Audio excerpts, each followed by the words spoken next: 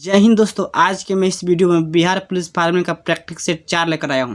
दोस्तों इससे पहले आप मेरा पिछला वीडियो नहीं देखा तो वीडियो का लिंक डिस्क्रिप्शन बॉक्स में जाकर वीडियो को देख लीजिए, आपके लिए बहुत ही यूजफुल है। दोस्तों यदि आप भी चाहते हैं कि बिहार पुलिस फार्मिंग का पल का अपडेट आपको मिलता रहे और प्रत्येक दिन प्रैक्टिस सेट मिलता रहे तो प्लीज़ इस चैनल को सब्सक्राइब कर ले और साथ में बेल आइकन को भी प्रेस कर दे, क्योंकि मेरा यही है संकल्प, जब तक बिहार पुलिस फार्मिंग का एग्जाम हो नहीं जाता तब तक आप लोगों को मैं ऐसे ही बिहार पुलिस फार्मिंग का प्रैक्टिस सेट देता रहूँगा। तो प्लीज़ इस चैनल को सब्सक्राइब कर ले और साथ में बेल आइकन को भी प्रेस कर दे। चलिए इस वीडियो को शुरू करते हैं।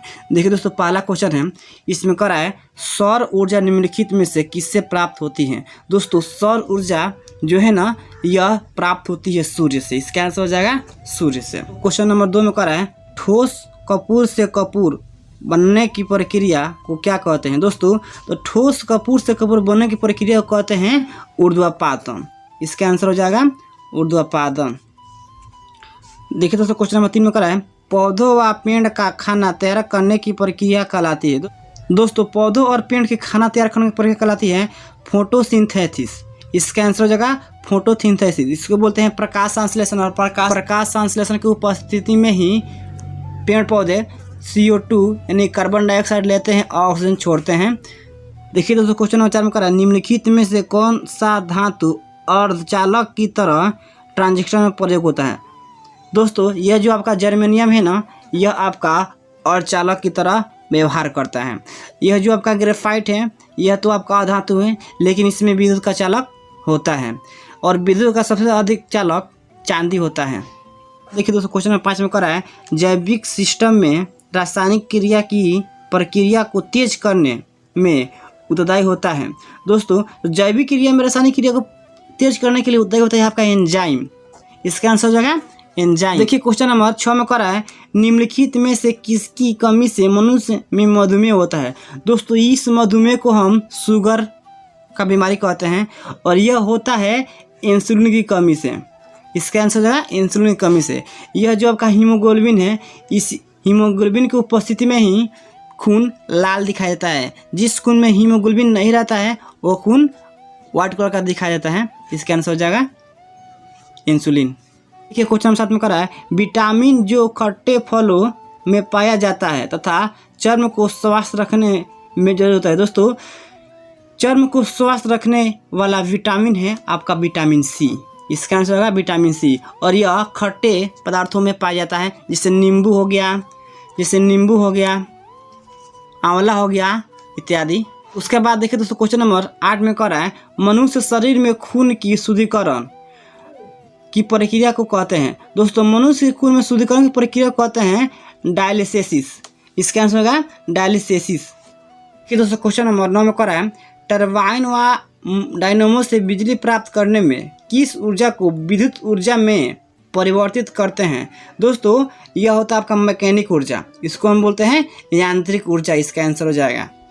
देखिए दोस्तों क्वेश्चन नंबर 10 में कह रहा है पढ़ने में काम आने वाला ग्लासेज किस प्रकार के लेंस से बने होते हैं। दोस्तों तो वह अवतल लेंस और उत्तल लेंस दोनों प्रकार के लेंस से बना होता है। तो इसका आंसर हो जाएगा A और B दोनों। देखिए दोस्तों क्वेश्चन नंबर 11 में कह रहा है निम्नलिखित धातुओं में से सामान्यता पर द्रव होता है। दोस्तों यह पारा एक ऐसा धातु है जो द्रव अवस्था में होता है। तो इसका आंसर हो जाएगा पारा। पारा से ही थर्मामीटर बनाया जाता है। उसके बाद देखिए दोस्तों क्वेश्चन नंबर 12 में कह रहा है निम्नलिखित में से सबसे सख्त कौन है।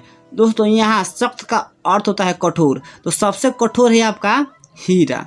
इसका आंसर हो जाएगा हीरा। अब देखिए क्वेश्चन नंबर 13 में कह रहा है निम्नलिखित में से किसे शुष्क बर्फ कहते हैं। दोस्तों यह जो आपका ठोस कार्बन डाइऑक्साइड है ना, इसको हम शुष्क बर्फ कहते हैं और यह -78 डिग्री सेल्सियस वायुमंडलीय दाब पर ठोस अवस्था में परिवर्तित हो जाता है। उसके बाद देखिए क्वेश्चन नंबर 14 में कह रहा है निम्नलिखित में से कौन सा पदार्थ साबुन बनने में प्रयोग होता है। दोस्तों यह जो आपका वनस्पति तेल है ना, इसको हम साबुन बनाने के लिए प्रयोग करते हैं। तो इसके बाद देखिए क्वेश्चन नंबर 15 में कह रहा है खाना बनाने में प्रयोग की जाने वाली गैस मुख्यतः है। तो दोस्तों खाना बनाने में प्रयोग की जाने वाली गैस आपका मीथेन है। इसका आंसर हो जाएगा मीथेन। क्वेश्चन नंबर 16 में करा है वाहनों से निकलने वाली प्रदूषित गैस मुख्यतः है। दोस्तों वाहनों से निकलने वाली प्रदूषित गैस को बोलते हैं कार्बन मोनोऑक्साइड। इसका आंसर है कार्बन मोनोऑक्साइड। बाद देखिए दोस्तों क्वेश्चन नंबर 17 में करा है डॉक्टरों द्वारा एनेस्थीसिया के रूप में प्रयोग होने वाली हास्य गैस है। दोस्तों तो हास्य गैस है आपका नाइट्रस ऑक्साइड। इसका आंसर हो जाएगा नाइट्रस ऑक्साइड सी। उसके बाद देखिए दोस्तों क्वेश्चन 18 में करा है निम्नलिखित में से कौन सा पदार्थ खाने की वस्तुओं को परीक्षण में प्रयोग होता है। दोस्तों खाने की वस्तुओं में परीक्षण में प्रयोग होता है आपका सोडियम बेंजोनेट, और खाने में प्रयोग किया जाता है सोडियम क्लोराइड, इसको बोलते हैं नमक। तो इसका करेक्ट आंसर हो जाएगा सी सोडियम बेंजोनेट।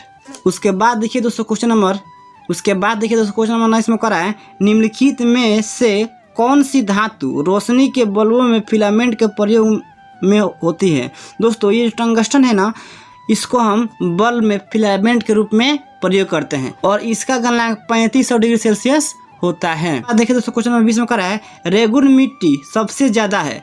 तो रेगुन मिट्टी को हम काली मिट्टी भी कहते हैं और यह सबसे ज़्यादा है आपका प्रायद्वीपीय क्षेत्र में। प्रायद्वीपीय क्षेत्र में आपका महाराष्ट्र आता है और गुजरात आता है। तो इसमें गुजरात नहीं दिया है लेकिन महाराष्ट्र दिया है, तो इसका आंसर हो जाएगा महाराष्ट्र में। तो क्वेश्चन नंबर 21 में करा है कोरबा कोयला क्षेत्र अवस्थित है। तो कोरबा कोयला क्षेत्र आपका यह अवस्थित है छत्तीसगढ़ में। इसका आंसर हो जाएगा छत्तीसगढ़ में।